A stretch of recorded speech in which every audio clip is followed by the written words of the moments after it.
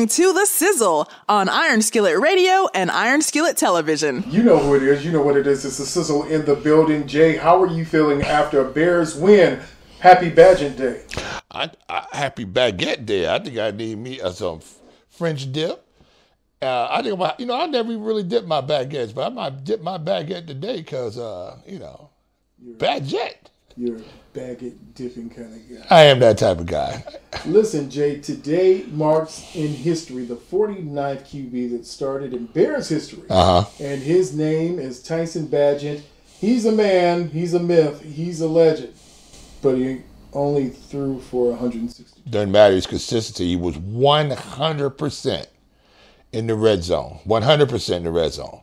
100% down there in the red zone goal to go. He was, I want to say they were nearly 67% or 70% or something like that in third down conversions, all right? These are the numbers that matter. People want to gloss over these 100 and 250-yard days, 300-yard days in a loss, right? A lot of that yardage is picked up in garbage time, right? A lot of that yardage. But these were methodical yards. He never put the ball in a bad position. He was putting the ball where the defense was letting the ball go to. And guess what they have to do with this guy? It's honor the bootleg. Why? Because he can hurt you. He was a weapon out there today. Was he fully weaponized? No. Was this the same offense they've been trying to run? Yes. What was the difference? There wasn't a number 1 back there. There was a number 17. Well, if you look at his numbers, he was 21 of 29 for 162 yards. And add into that 24 yards in rushing. How many TDs? He had 1 tutty. How many TDs were scored?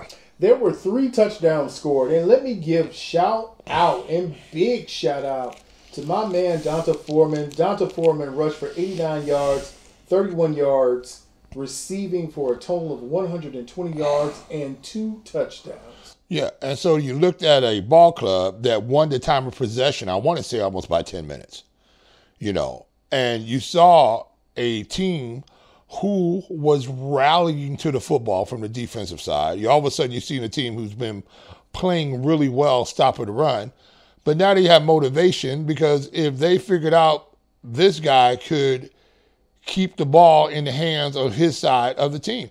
Here's the whole issue, right, with a guy like this. Everybody's talking about, well, he didn't push the ball downfield. So you want him to throw in the coverage. That's what we want to do.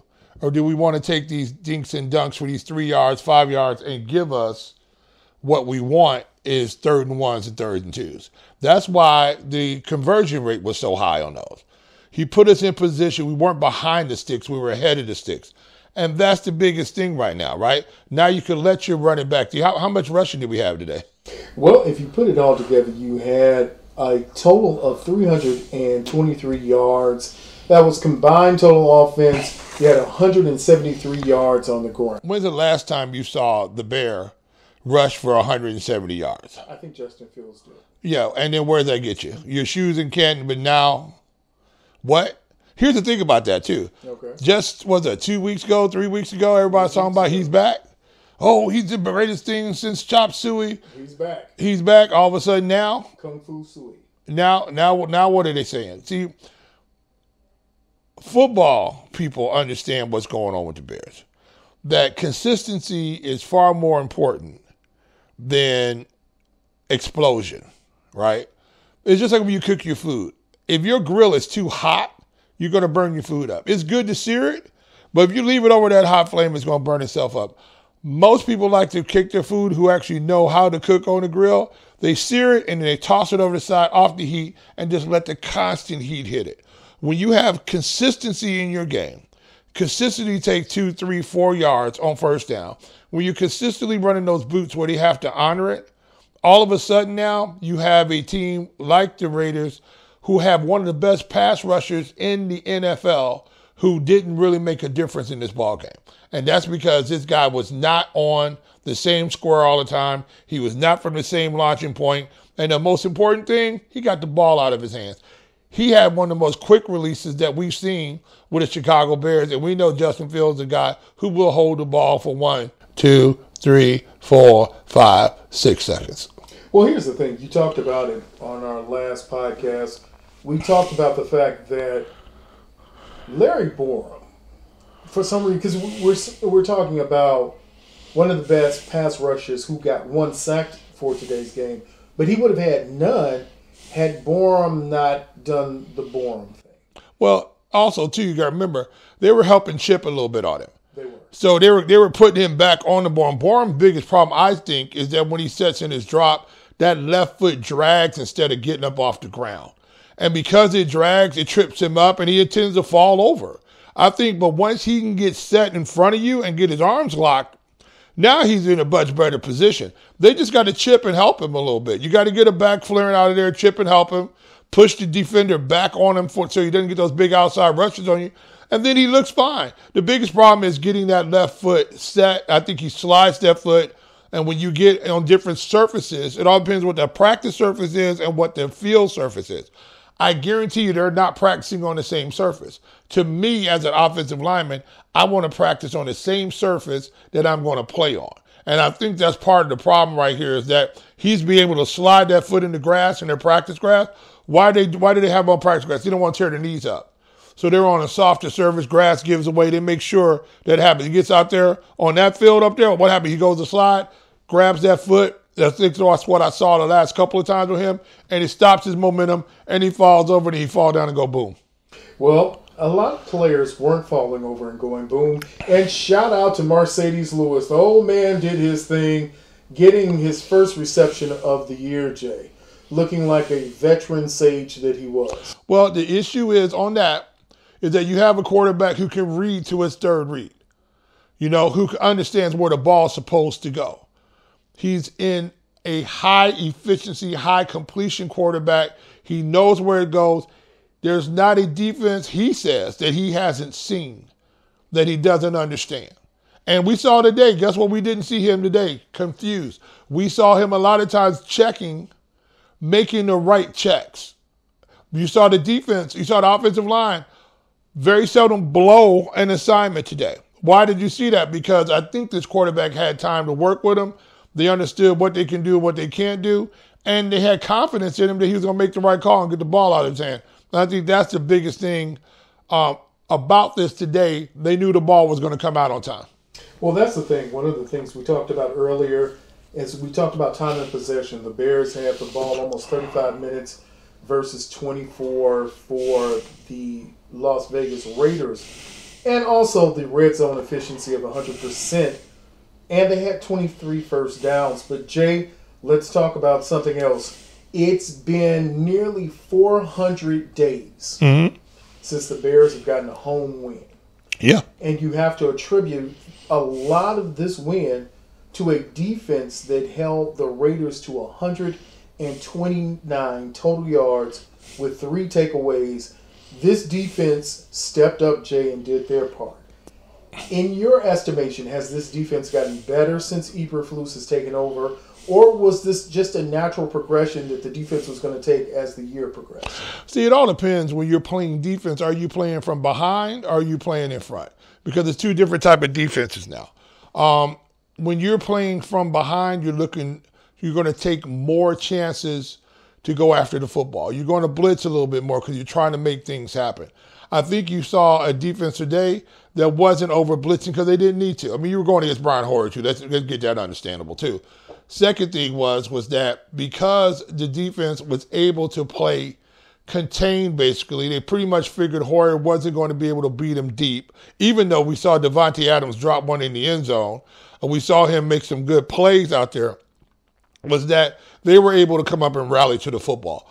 Also, they were playing with a lead. And so now it's not as much pressure if you let somebody get into the end zone on you. It's not do or die all the time. After we've seen with the Bear has always been in a situation where it's been do or die, and this defense has played better because its linebacker play has been better. I think they've changed their schemes up a little bit, and they're not as porous as they were before. You see their defensive tackles. You don't hear their names called all day, but you don't see the ball being running up their gut.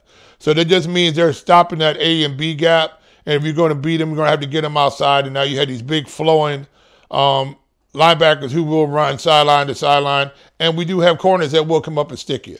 Now, we know some of this tackle has been atrocious, but tackle has been atrocious all around the league with these safeties because they just can't practice tackling anymore. So, our biggest problem with the Bears is one-on-one against a really good running back like the Raiders have, and then you saw them come up and blow a couple of tackles that they had him for sure losses, and he was just kept running down the field. So I think it's just a defense. It's a bend-don't-break type of defense. They're going to take one thing away from you, and that's the run. They can take the run away from you and make you a one-dimensional football team. Now you're looking at you're going to have to beat us downfield, and we just don't know if you're going to be able to catch us. And that's the thing you saw with the Bears today, was that they had a lead. And it doesn't matter in the NFL by how much you win by. It's just you're 1 point ahead. And that's the most important thing. Here's the thing, Jay. They've got a big test next week coming up against the Chargers. You've had a game where Khalil Mack went off, I think, for 6 sacks in a game.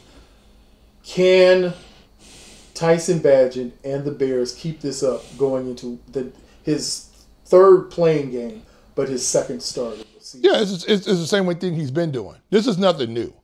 Same thing he did out of college, the same boot actions he did out of college, climbing the pocket. Nothing is new for this guy. This guy has been playing football like this forever. And he understands where the ball is supposed to go. That's obvious. Today in his second start, he looked like an NFL quarterback. In his first series, he looked like an NFL quarterback. He was throwing balls downfield where we had not seen Justin Fields put the ball. He's not holding on to the football, which makes other defenses very upset because they don't have time to get to him. He has a strong enough arm. We heard today in the interview, he says he has a hand cannon. I can get the ball there, right? If you leave it open, I'm going to put the ball on him. How do we know he's going to put the ball on him? Because he has 153 touchdowns coming out of college.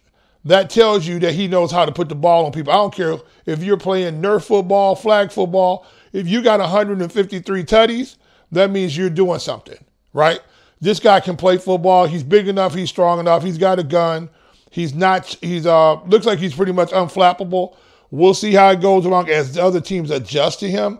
But the issue today is right now that you saw a team that was excited about their quarterback, that they knew this quarterback was going to have an opportunity to help them win a football game. And you saw the Bear put 30 on today?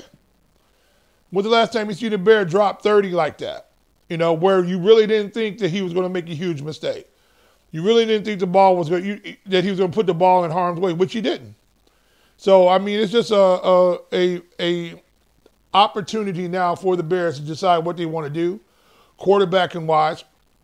I said it many times before, and I say it again with Justin Fields, that he just will not get rid of the football fast enough. I just don't think he's processing the game fast enough. I think he's a superior athlete. But a lot of times football is won with football acumen from the shoulders up. And I just don't think Justin reads the game like this guy reads the game. Well, that's the question right now. Does he read the game the way he's supposed to? Is it going to happen? So let me ask this before you get ready to get out of here, because we're going to wrap this up. What happens when Justin Fields is ready? Does he return as the QB for the Bears? I think yes. I think they're going to put him back out there again. But will he stay the QB for the Bears? That's a question. Are they going to pay him this big money? I don't think so.